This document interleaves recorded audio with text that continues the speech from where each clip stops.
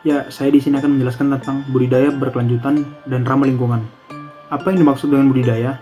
Budidaya merupakan kegiatan terencana pemeliharaan sumber daya hayati yang dilakukan pada suatu areal atau lahan untuk diambil manfaat atau hasil panennya.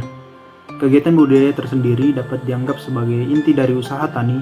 Menurut Kamus Besar Bahasa Indonesia, budidaya adalah usaha yang bermanfaat dan memberi hasil.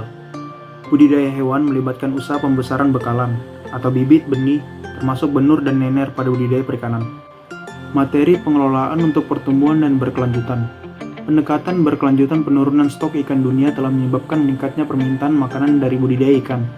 Aquaculture sekarang merupakan industri global yang substansial memasuki proporsi signifikan dari ikan dan karang untuk dikonsumsi. Seperti halnya bentuk-bentuk pertanian intensif lainnya ada lingkungan konsekuensi. Sebagai contoh, aquaculture dapat memperburuk dampak manusia, kegiatan di perairan dan lahan basah zona pesisir, dan pedalaman kami yang sudah ditekankan. Pendekatan berkelanjutan untuk pengembangan manajemen regulasi budidaya dapat memastikan bahwa lingkungan dan industri menyediakan manfaat ekonomi dan sosial jangka panjang. Dikelola secara sensitif, aquaculture dapat menjadi industri berkelanjutan yang melengkapi pasokan makanan dari perikanan tangkap. Penelitian dan konsultasi internasional CEFAS menyediakan konsultasi dengan layanan penelitian untuk organisasi di seluruh dunia. Kami sudah teliti bahwa basis pengetahuan dan keterampilan praktis untuk membantu dapat memberi nasihat tentang pengembangan dan implementasi legislasi studi dampak lingkungan budidaya ikan, diagnosis penyakit, manajemen penyembuhan dan pencegahan produktivitas ikan, kesehatan ikan, dan kesejahteraan, dan dampak yang lebih luas pada kesehatan manusia. Kekayaan kita nasional dan pengalaman internasional memberi klien kami solusi praktis untuk memastikan pengembangan berkelanjutan aquaculture. Dalam bidang ekonomi dan lingkungan hidup, penguatan kelembagaan aquaculture menawarkan manfaat sosioekonomi yang luar biasa, dan banyak negara mencari cara untuk melakukannya. Mengembangkan industri aquaculture yang ada atau berinvestasi dalam produk baru.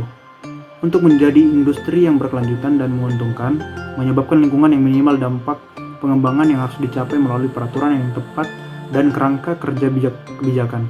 CEFAS memberikan saran kepada pemerintah nasional tentang pengembangan regulasi dan kerangka kebijakan untuk menciptakan dan memelihara industri yang berkelanjutan. Sumber daya ikan alami dapat berdampak pada lingkungan dalam sejumlah yang merugikan cara. Dampak ini harus dipantau dan dikelola agar industri dapat bertahan hidup dalam jangka panjang. Dampak terhadap lingkungan agar dapat mencakup kualitas air, penggunaan kemoterapi, eutrofikasi, keanekaragaman hayati, kesehatan hewan, manusia, kesehatan dan efek kawin campur antara perairan dan yang ternak oleh stok air. CEFAS adalah organisasi multidisiplin dengan keahlian di bidang aquaculture, lingkungan, dan perikanan. Kami ditempatkan dengan baik untuk mengatasi yang lebih luas. Masalah lintas sektorial menawarkan solusi untuk masalah skala lebih besar, menurut CEFAS. Dalam memaksimalkan kesehatan, persediaan yang sehat, pencegahan dan pengendalian penyakit merupakan hal mendasar bagi keberhasilan budidaya. Di peternakan Inggris, perikanan air tawar, sungai dan danau sebagian besar bebas dari beberapa penyakit paling serius yang terjadi di negara lain. Ini terutama dicapai melalui undang-undang dengan pemantauan dan penegakan peraturan yang efektif. CEFAS memiliki pengetahuan ahli tentang undang-undang ini dan telah merancang dan mengimplementasikan alat seperti multisitus dan sistem informasi pengguna untuk memantau pergerakan langsung ikan dan memfasilitasi penegakan hukum yang efektif. Sistem ini bisa disesuaikan dengan sebagian besar kebutuhan peraturan untuk memfasilitasi pengelolaan pergerakan ikan dan penyebaran penyakit ikan. Kami adalah pemimpin dalam diagnosis penyakit dan dalam menerapkan penilaian resiko dan teknik pemodelan matematika memprediksi penyebaran dan penularan penyakit antara peternakan dan alam liar.